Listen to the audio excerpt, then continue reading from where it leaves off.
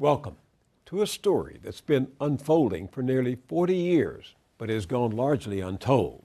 And that's the way the central characters wanted it. They were smart and understood something very important, that they might more easily get what they wanted from state capitals than from Washington, D.C. So they started putting their money in places like Raleigh, North Carolina, Nashville, Tennessee, Phoenix, Arizona, and Madison, Wisconsin. That's because what happens in our state legislatures directly affects our taxes, schools, roads, the quality of our air and water, even our right to vote. Politicians and lobbyists at the core of this clever enterprise figured out how to pull it off in an organized, camouflage way, covering their tracks while they put one over on an unsuspecting public. This is the story of how and why it worked. Our report was many months in the making, and it's a collaboration between Tom Casciato and Kathleen Hughes, the filmmakers at Okapi Productions, and the Schumann Media Center that I head. Schumann supports independent journalism and public watchdog groups like the Center for Media and Democracy, whose investigators have been tracking the footprints of ALEC, an organization hiding in plain sight, yet one of the most influential and powerful in American politics.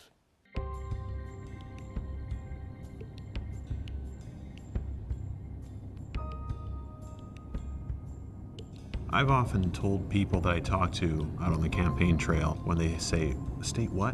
When I say I'm running for the state legislature, I tell them that the decisions that are made here in the legislature are often more important for your everyday life than the decisions the president makes.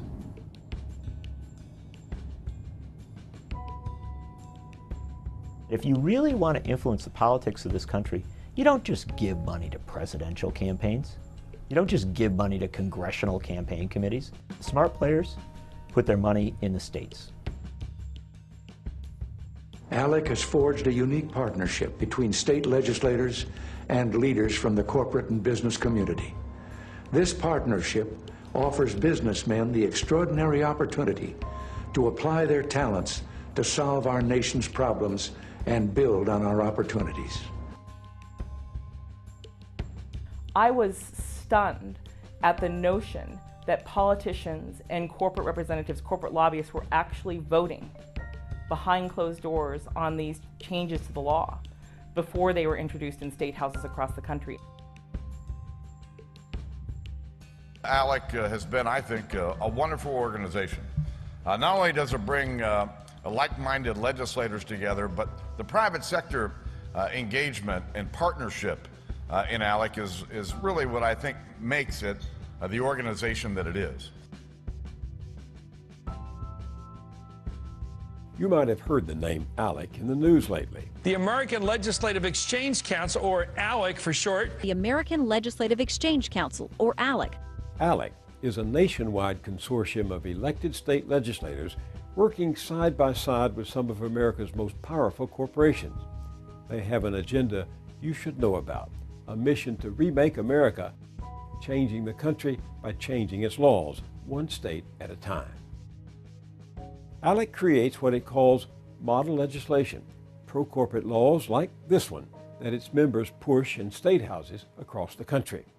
ALEC says close to 1,000 bills, based at least in part on its models, are introduced every year, and an average of 200 pass.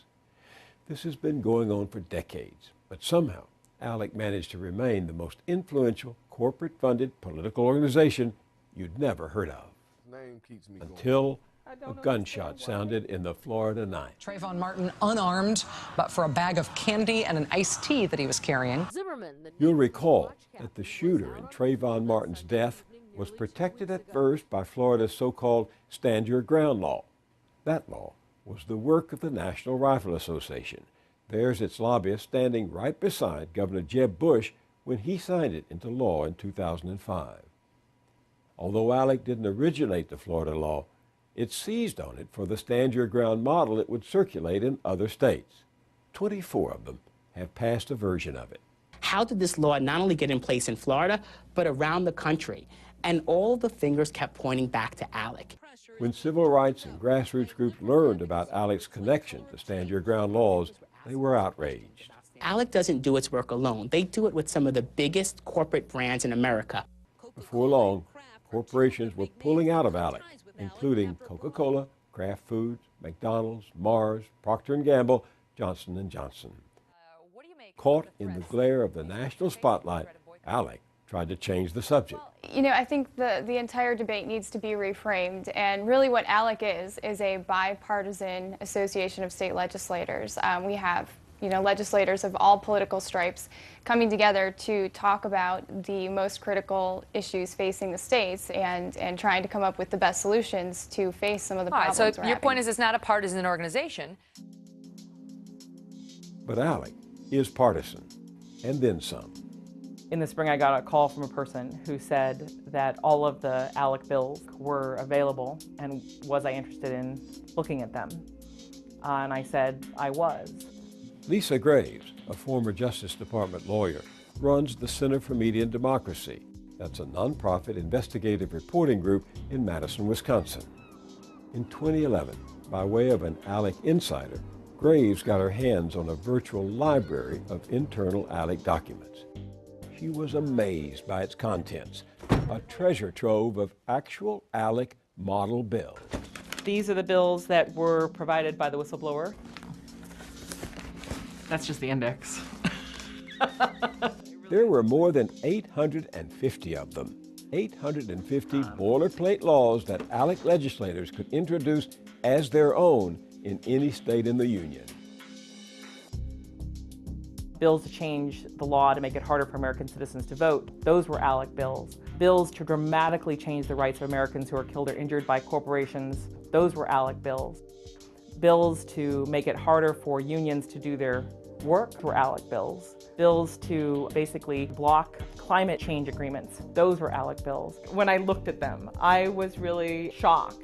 I didn't know how incredibly extensive and deep and far-reaching this effort to rework our laws was. She and her team began to plow through ALEC's documents, as well as public sources, to compile a list of the organizations and people who were or had been ALEC members. They found hundreds of corporations from Coca-Cola and Coke Industries to ExxonMobil, Pfizer, and Walmart. Dozens of right-wing think tanks and foundations. 24 corporate law firms and lobbying firms. And some 1,000 state legislators, a few of them Democrats, the majority of them Republican. ALEC is a corporate dating service for lonely legislators and corporate special interests that eventually the relationship culminates with some special interest legislation, and hopefully that lives happily ever after is the ALEC model. Unfortunately, what's excluded from that equation is the public. In the Wisconsin State House, Democratic Representative Mark Pocan is trying to expose ALEC's fingerprints whenever he can. By one count, over a third of Pocan's fellow Wisconsin lawmakers are ALEC members. When you look around, especially on the Republican side of the aisle, a lot of members of ALEC. Front row, ALEC.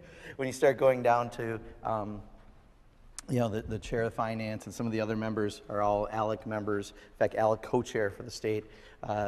Row by row, you can point out people who've been members of ALEC over the years. There's two main categories they have. One is how to reduce the size of government, and the other half of it is this model legislation that's in the corporate good. In other words, there's profit-driven legislation. How can you open up a new market? How can you privatize something that can open up a market for a company? And between those two divisions, you're kind of getting to the same end goal, which is really kind of ultimate privatization of everything. Mark Pocan is something of an expert on ALEC. In fact, to learn as much as he could, he became a member.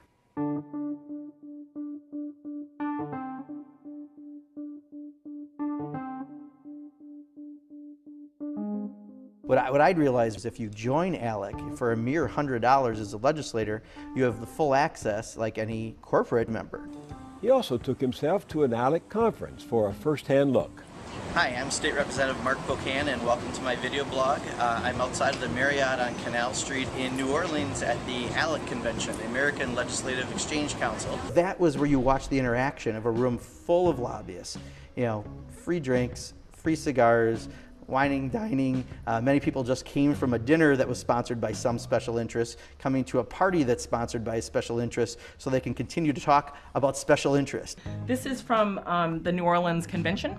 This includes a number of seminars that they held for legislators, including one called Warming Up to Climate Change, the many benefits of increased atmospheric CO2. That 2011 ALEC conference, lo and behold, was sponsored by BP, ExxonMobil, Chevron, and Shell, among others. Another of its events featured guns. This is the NRA-sponsored shooting event for legislators and for lobbyists. Free. There was even one offering free cigars. Sponsored by Reynolds American, which is one of the biggest tobacco companies in the world, and the Cigar Association of America. It sounds like lobbying. It looks like lobbying. It smells like lobbying. But ALEC says it's not lobbying. In fact, ALEC operates not as a lobby group, but as a nonprofit, a charity. In its filing with the IRS, ALEC says its mission is education, which means it pays no taxes and its corporate members get a tax write-off. Its legislators get a lot too. In Wisconsin, I can't take anything of value from a lobbyist. I can't take a cup of coffee from a lobbyist. At ALEC, it's just the opposite. You know, you get there and you're being wined and dined by corporate interests. I can go down there and be wined and dined for days in order to hear about their special legislation. I mean, the head of Shell Oil flew in on his private jet to come to this conference. The head of one of the largest utility companies in the country was there on a panel, a utility company in 13 states, and here he is presenting to legislators. I mean, they clearly brought in some of the biggest corporate names in special interestdom and had them meeting with legislators because a lot of business transpires at these events. The most important business happens in what ALEC calls task forces. There are currently 8 of them, with a corporate take on every important issue in American life, from health and safety to the environment to taxation. In ALEC task forces, elected state officials and corporate representatives close the doors to press and public, and together approve the bills that will be sent out to America. But Americans have no idea they come from ALEC unless someone like a Mark Pocan exposes it. When I went down to New Orleans to the ALEC convention last August, I remember going to a workshop and hearing a little bit about a bill they did in Florida and some other states. And there was a proposal to provide special needs scholarships. And lo and behold, all of a sudden I come back to Wisconsin, and what gets introduced? Get ready, I know you're going to have a shock look on your face. A bill to do just that. 26 ALEC members in the Wisconsin legislature sponsored that special needs bill, but the real sponsor was ALEC. Pocan knew because the bill bore a striking resemblance to ALEC's model. Have a look.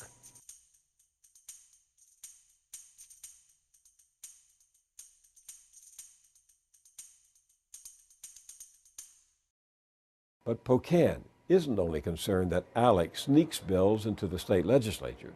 The intent behind the bills troubles him too. Some of their legislation sounds so innocuous, but when you start to read about why they're doing it, you know there's a far different reason why something's coming forward, and that's important. If the average person knew that a bill like this came from some group like ALEC, you look at the bill very differently, and you might look at that legislator a little differently about why they introduced it. This is not about education. This is not about helping kids with special needs. This is about privatization. This is about corporate profits. And this is about dismantling public education. The bill passed in the Wisconsin House, but failed to make it through the Senate. However, in its education report card, ALEC boasts that similar bills have passed in Oklahoma, Louisiana, North Carolina, and Ohio. ALEC's education agenda includes online schooling as well. Take a careful look, and you'll find the profit motive there too. What you see is corporations that have a direct benefit, whose bottom line directly benefits from these bills, voting on these bills in the ALEC task force. And so corporations like Connections Academy, corporations like K-12, they have a direct financial interest in advancing this agenda. Those corporations, Connections Academy and K-12, which specialize in online education, can profit handsomely from laws that direct taxpayer money toward businesses like theirs. In 2011, both sat on ALEC's Education Task Force.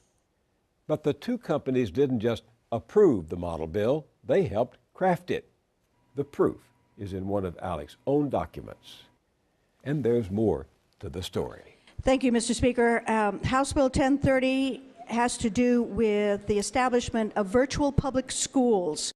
Last year, an online schooling bill based on the ALEC model turned up in another state where ALEC has a powerful influence, Tennessee. It was introduced in both the state Senate and House by ALEC members. The bill passed, making private corporations eligible for public money for online education. Then, within weeks, the K-12 corporation got what amounted to a no-bid contract to provide online education to any Tennessee student from kindergarten through the 8th grade. So, let's review. The ALEC member corporations helped craft the bill. ALEC legislators introduce it and vote on it, and now there's a state law on the books that enables one of those corporations to get state money. Game, set, match. But remember, this story isn't about one company in the education industry and one law in Tennessee. It's about hundreds of corporations in most every industry, influencing lawmakers in state after state using ALEC as a front. Here's another example. The American Bail Coalition, which represents the bail bond industry, pulls no punches about writing ALEC's model bills itself. In a newsletter a few years back, the coalition boasted that it had written 12 ALEC model bills fortifying the commercial bail industry. Here's Jerry Watson, senior legal counsel for the coalition, speaking at an ALEC meeting in 2007. He has a law to offer. There is a model bill for you to review if you might be interested in introducing such a measure. He'll even help legislators amend it. Now, if you don't like the precise language of these suggested documents, can they be tweaked by your legislative counsel? Well, absolutely. And will we work with them on that and work with you and your staff on that? Absolutely. All the lawmakers have to do is ring him up. There is a phone number there for our executive offices in Washington, D.C. We're prepared to help you and your staff and support this legislation in any way that we can. And guess what? There's gold at the end of the rainbow. But I'm not so crazy as not to know that you've already figured out that if I can talk you into doing this bill, my clients are going to make some money on the bond premiums. And corporate interest conflated with the public interest. If we can help you save crime victims in your legislative district and generate positive revenue for your state and help solve your prison overcrowding problem, you don't mind me making a dollar. ALEC members are seldom as upfront as the American Bail Coalition. In fact, ordinarily ALEC's hand is very hard to see at all. But if you know where to look, you'll often find ALEC hiding in plain sight. ALEC has, in addition to its regular vacation resort trips, it also has special, what it calls boot camps on particular substantive issues. In March 2011, ALEC held one of those boot camps for legislators at the North Carolina Capitol in Raleigh. The subject was so-called tort reform, how to keep the average Joe from successfully suing a corporation for damages. The day after the boot camp, 2 state representatives presented the draft version of a House bill chock full of ALEC priorities. It would, among other things, limit corporate product liability in North Carolina. One of the representatives, Jonathan Ryan, was quoted in the Raleigh News-Observer saying of ALEC, "I really don't know much about them." That's odd, because Ryan had been listed as a featured speaker at the ALEC Tort Reform Boot Camp. The paper also reported that Ryan said the bill wasn't copied from ALEC model legislation. That too is odd, given how the sections covering product liability could have passed as twins.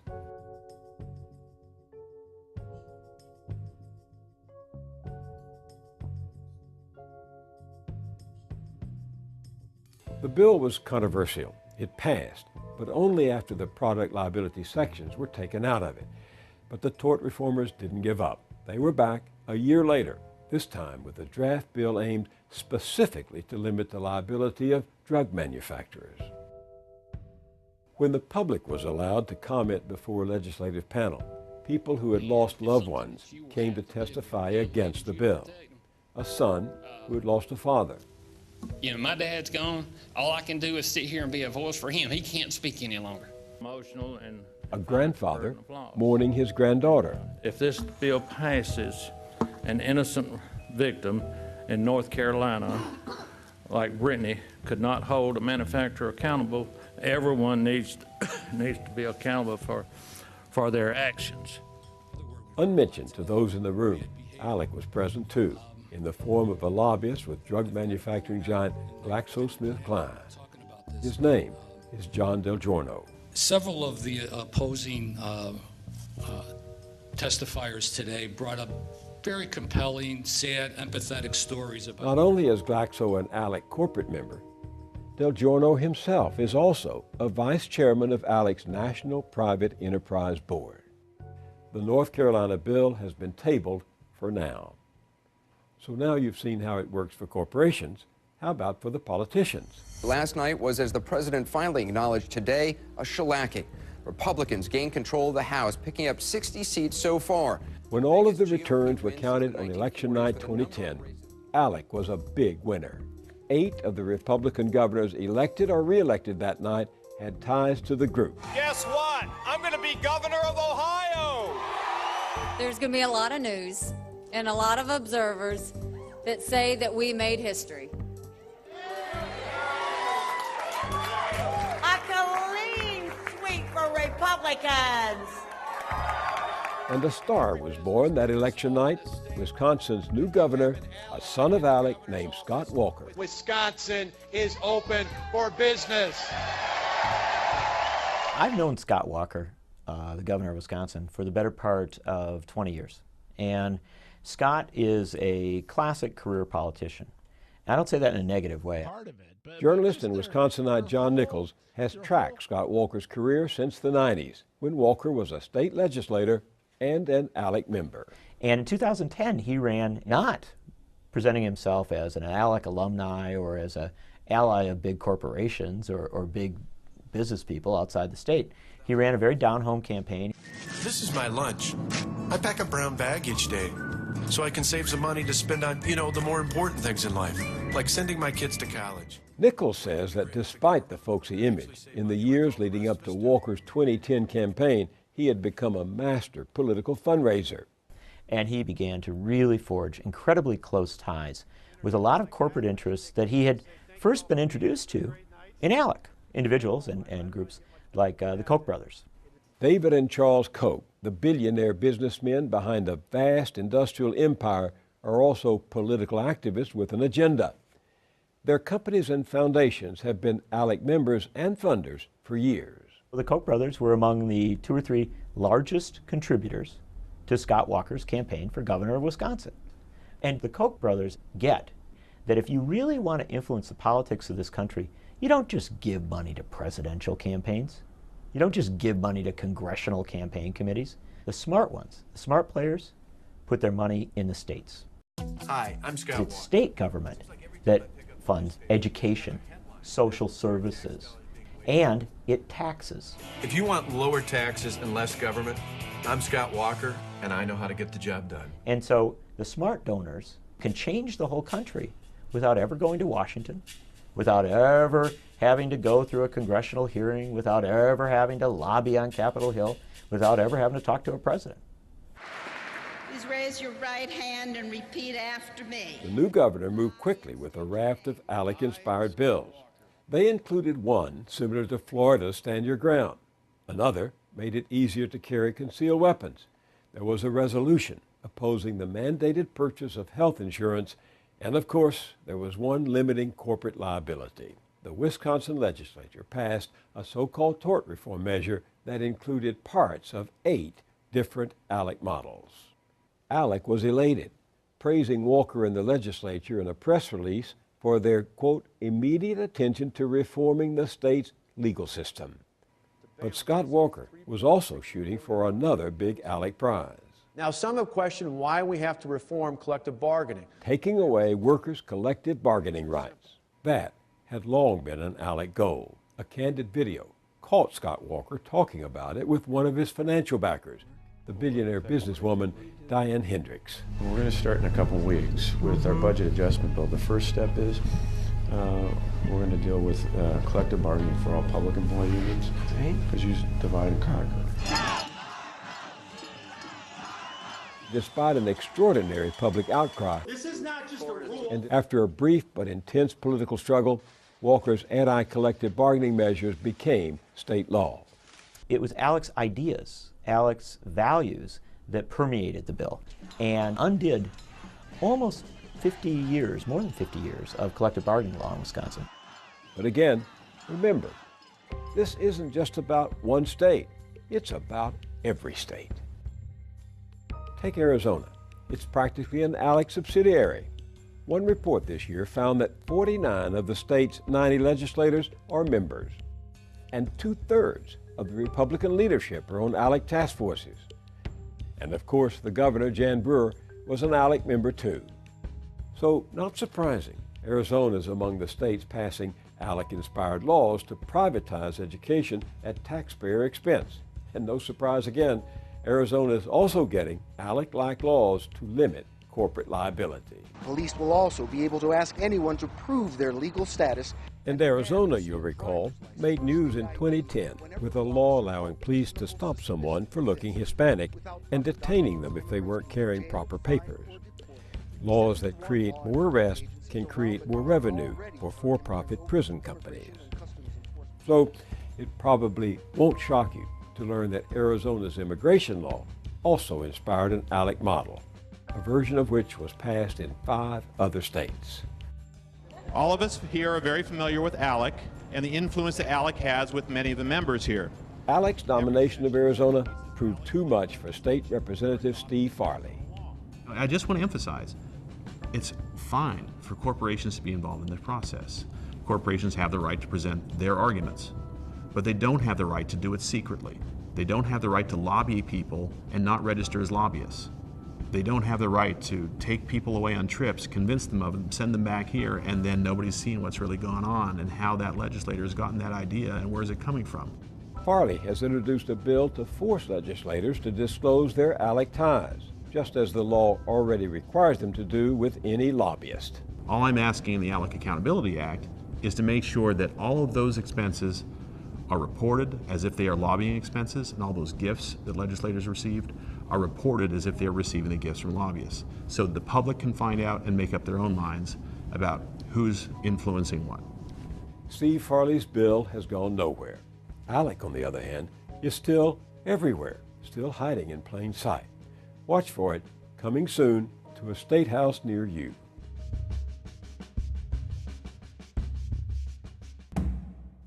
In reporting this story, we wanted to talk to ALEC and some of its legislative members, as well as to some of its former corporate members. Our requests were either turned down or went unanswered. At one point, we were told that the chairman of ALEC had agreed to an interview. We pursued it, but never received a response. Meanwhile, ALEC continues to make news.